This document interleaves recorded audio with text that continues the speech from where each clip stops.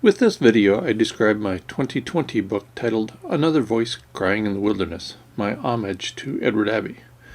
My book was inspired by Edward Abbey's book, A Voice Crying in the Wilderness. Abbey's book was completed shortly before he died on March 14, 1989, and it was published about a year later. My book begins with a dedication to the memory of Edward Paul Abbey, who greatly influenced my life.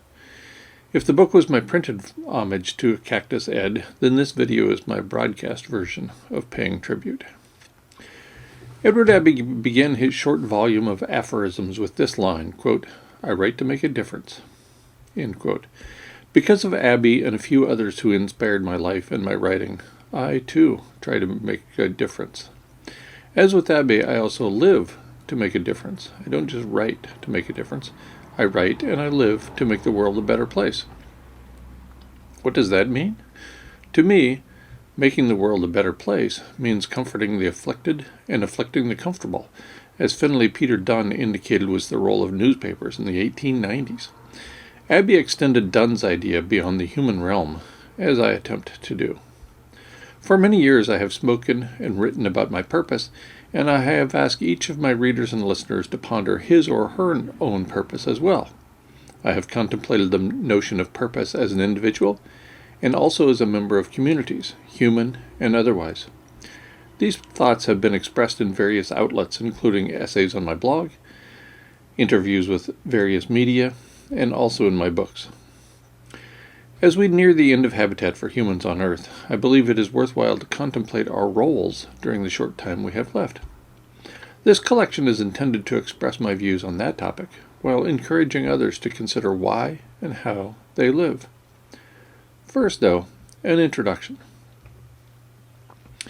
Edward Abbey was a writer, public speaker, and radical environmentalist who spent most of his life in Tucson, Arizona. Abbey died about 6 weeks before I relocated to Tucson, Arizona, as an assistant professor at the University of Arizona. I was to spend 20 years at that institution before voluntarily opting out of my privileged position on May 1st, 2009. This is fittingly the day workers are celebrated throughout the world, with the notable exception of the United States. During my 2 decades of life in Tucson, I became a writer, public speaker, and radical environmentalist. About 2 weeks before he died, Abbey completed his 1989 book of aphorisms, A Voice Crying in the Wilderness. I read the book shortly after it was published, as with nearly all of Abbey's books. I picked it up again some 3 decades later, more than 11 years after opting out of the corrupt academic system of which I was part for much of my adult life. As I was reading the book for the second time in early 2020, I concluded that I could pay homage to Abbey with a book of my own aphorisms. After all, my writings and my life were influenced by Abbey from my days as an undergraduate student in the forestry program at the University of Idaho in 1980. This short volume was therefore inspired by Edward Abbey, and it was also dedicated to his memory. As Abbey indicated in the introduction to A Voice Crying in the Wilderness, quote, "Vox clamantis in deserto is a role that few care to play, but I find pleasure in it. The voice crying from the desert, with its righteous assumption of enlightenment, tends to grate on the nerves of the multitude. But it is mine. I've had to learn to live within a constant blizzard of abuse from book reviewers, literary critics, newspaper columnists, letter writers, and fellow authors." End quote. I understand these sentiments quite well. Although my work is not nearly as well known as Abbey's, I, too, have learned to live with the typical responses to my work. Betrayal, derision, rejection, isolation, defamation, and plagiarism. My voice hollering from the wilderness has had even less impact than Abbey's voice crying from the desert. As with Abbey, I have no control over the response to my public work. For the remainder of this video, I will read short passages from my written homage to Abbey, Another Voice Crying in the Wilderness. I begin each chapter with an aphorism from Abbey, and then I include a few lines of my own. I begin here with the first chapter, titled Philosophy, Religion, and So Forth. That's the title in Abbey's book and in mine. From Abbey, "The world is older and bigger than we are. This is a hard truth for some folks to swallow." From me, "I must warn you, I'm an equal opportunity offender with a passion for stirring the societal stew. Edward Abbey, the iconoclastic author from Tucson, was fond of saying, "Society is like a stew. If you don't stir it up every now and then, the scum rises to the top." Clearly, we've needed a lot more stirring since we lost Cactus Ed's voice in 1989. My final line in this chapter: if a man does learn from his mistakes, then I am surely among the most learned men on earth. Chapter 2 is titled Good Manners in both books. From Abbey: I would never betray a friend to serve a cause, never reject a friend to help an institution. Great nations may fall in ruin before I would sell a friend to save them. From me: I am forced to conclude that, more than 5,000 generations into the human experience, with the end of humanity in clear view, our shared goal must be the common good. And I further conclude that, as friends, we reveal our differences, we appreciate our differences, and then we set them aside for the common good. Chapter 3 is titled Governments and Politics. From Abbey: anarchism is not a romantic fable, but the hard-headed realization, based on 5,000 years of experience, that we cannot entrust the management of our lives to kings, priests, politicians, generals, and county commissioners. From my final lines in this third chapter: I switched my approach in the classroom to one based on a core of discovery, in which every participant is expected to contribute to the learning of every other participant. We practiced anarchism in our own classroom-centered way, taking responsibility for ourselves and for our neighbors. This radical approach to teaching puts it all on the line. As a teacher, everything I know and everything I am is exposed during every meeting of every class. How can we evaluate our knowledge, our wisdom, and our own personal growth without exposing our assumptions at every turn?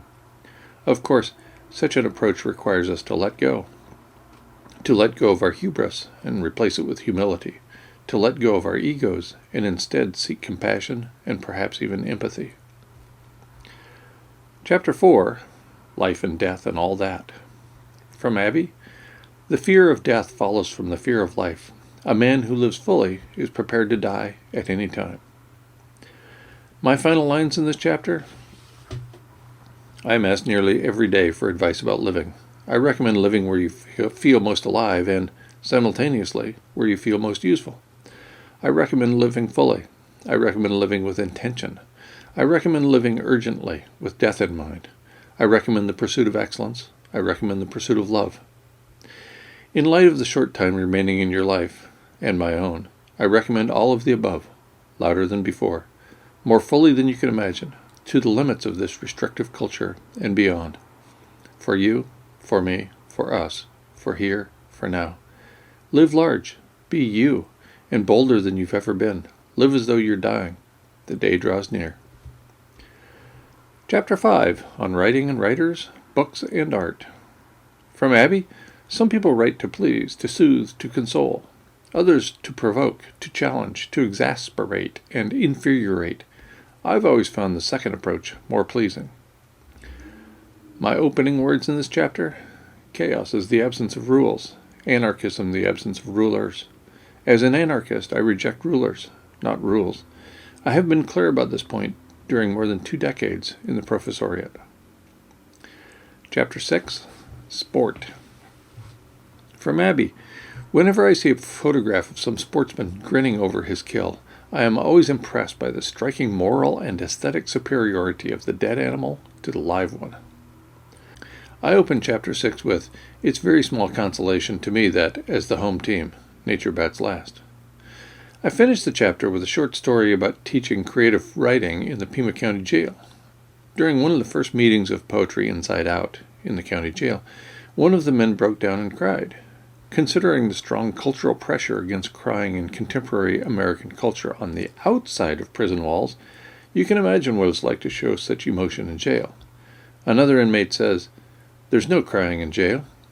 Right away, with a reference to the 1992 film A League of Their Own, another inmate pointed out that crying was banned from baseball, not jail.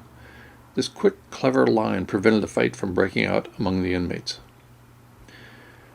Chapter 7, Music. From Abbey: The best argument for Christianity is the Gregorian chant. Listening to that music, one can believe anything, while the music lasts. My opening line for this chapter: I largely gave up on popular culture in the early 1980s. The only reason I know about music, television, and film is through my students. This second-hand knowledge has served me well and saved me a lot of time. I finished Chapter 7 with a story from my days in high school. As first-chair saxophonist while a sophomore in high school, I was reading the sheet music in front of me, warming up before class began. Second-chair sax player Keefe was warming up beside me, playing contemporary music. I noticed he had no sheet music on his stand, so I asked him how he was playing that particular song, which I knew from the radio. Keefe responded, "I'm playing by ear." At that moment, I abandoned the life and career I had been seeking for about 2 years, professional musician. My high school friend Keefe saved me a lot of trouble in pointing out that I had no natural talent as a musician. Chapter 8, on women, love, sex, etc. From Abbey, it is time for us men to acknowledge not only that women are vastly superior beings, that's easy, but also that they are, in every way that matters, our equals. That's hard. I begin with this chapter with questions for the reader. What do the words woman and women mean to you? Keeping in mind your mother, sister, lover, wife, what do women inspire you to do? Do you think of fear? Do you think of love? Do you think of passion? Do you think of righteousness? I close the chapter with 2 paragraphs about the etymology of the word woman. It is interesting and even a little entertaining that only humans are called women. Indeed, the Merriam-Webster Online Dictionary defines woman as an adult female person. The same source indicates that the word is Middle English from Old English wife man from wife woman, wife plus man, human being, comma, man. In effect, the word woman is a derivative of the word man, and the word woman would not exist without the word man. As if to pour salt into the linguistic wound, the word came into being only about 1,000 years ago, long after a mythical god stole a rib from a mythical abbot Adam and placed it into a mythical Eve.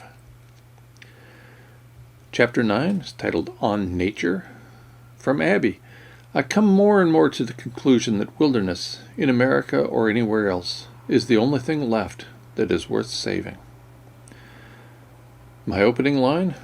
As I wrote in one of my recent books, the problem is not that the road to hell is paved with good intentions. It's that the road to hell is paved.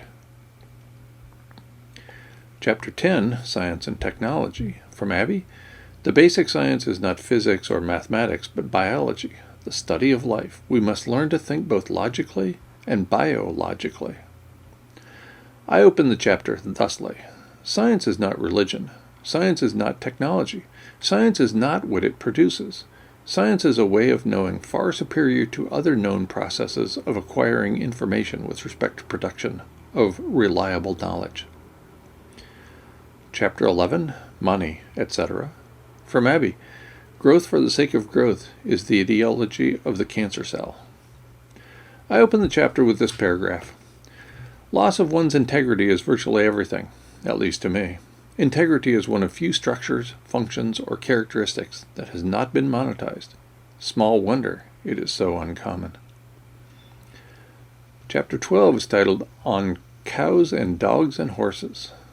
From Abbey, the rancher strings barbed wire across the range, drills wells and bulldozes stock pond everywhere, drives off the elk and antelope and bighorn sheep, poisons coyotes and prairie dogs, shoots eagle and bear and cougar on sight, supplants the native bluestem and gramagrass with tumbleweed, cow shit, cheatgrass, snakeweed, anthills, povertyweed, mud and dust and flies, and then leans back and smiles broadly at the TV cameras and tells us how much he loves the West. I open with the following paragraph.